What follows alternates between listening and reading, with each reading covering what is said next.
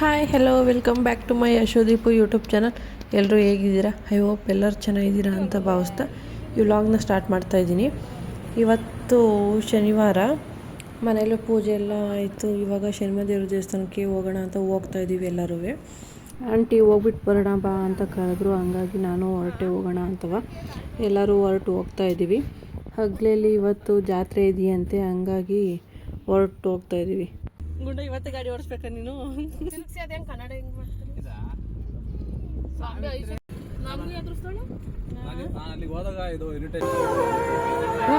ಒಮ್ಮೆ ಅಲ್ಲಿ ಹೋದ್ರು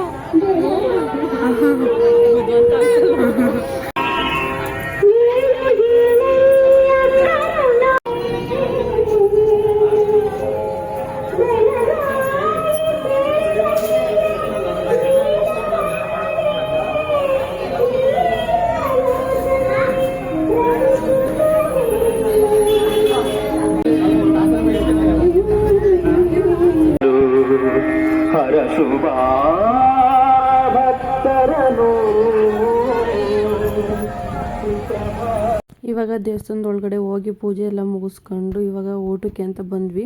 ತುಂಬ ಜನ ಬಂದಿದ್ದಾರೆ.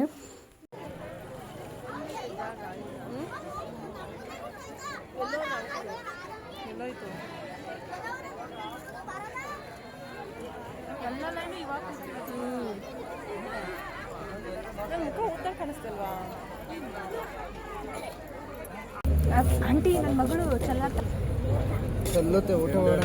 ಕೈ ನಡುತ್ತಾ ಇದೆ. ಅಡುಗೆ ಏನೇನು ಮಾಡಿಸಿದ್ದಾರೆ ಅಂತ ಅಂದರೆ ಪಲಾವು, ಕುರ್ಮಾ ಮತ್ತು ಅನ್ನ ಸಾಂಬಾರು, ಅದ್ರ ಜೊತೆ ಜಿಲೇಬಿ, ಪಾಯಸ, ಉಪ್ಪಿನಕಾಯಿ ಎಲ್ಲ ತುಂಬ ಚೆನ್ನಾಗಿತ್ತು. ಊಟ ಮಾತ್ರ ಕುಡಿ ಊಟ ಎಲ್ಲ ಮುಗಿಸ್ಕೊಂಡು ಬಂದ್ವಿ. ಊಟ ಮಾತ್ರ ತುಂಬ ಚೆನ್ನಾಗಿತ್ತು. ಇವಾಗ ಪುರಿ ಖಾರ ತಗೊಳ್ಳೋಣ ಅಂತ ಬಂದಿದ್ದೀವಿ. ಫ್ರೀಯಾಗಿ ಸಿಗ್ತಾ? ಜಾತ್ರೆ ಇಲ್ಲಿ 100 ರೂಪಾಯಿ ಕೊಡ್ತೀವಿ, ಮನೆಗೆ ಹೋದಾಗ 200 ರೂಪಾಯಿ ಕೊಟ್ಟರೆ ಬಡ್ಡಿ ಇಲ್ಲಿಂದ ಅಲ್ಲಿ ಹೋಗೋಷ್ಟಾಗಿ ಮಾಡಿ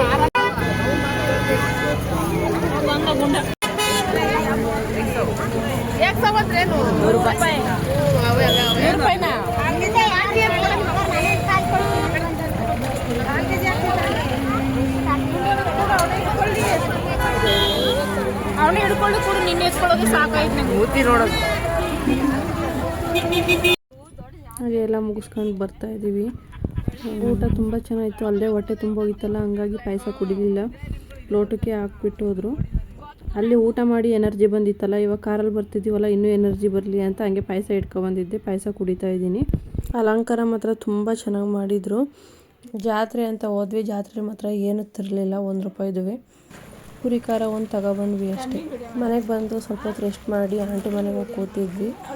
ತುಂಬ ಹೊತ್ತು ಮಾತಾಡ್ಕೊಂಡು ಬಂದ್ವಿ. ಅವರು ಊರಿಗೆ ಹೋದ್ರು, ಏನೋ ಅವ್ರ ರಿಲೇಷನ್ದು ಸೀಮಂತ ಇದೆ ಅಂತವ.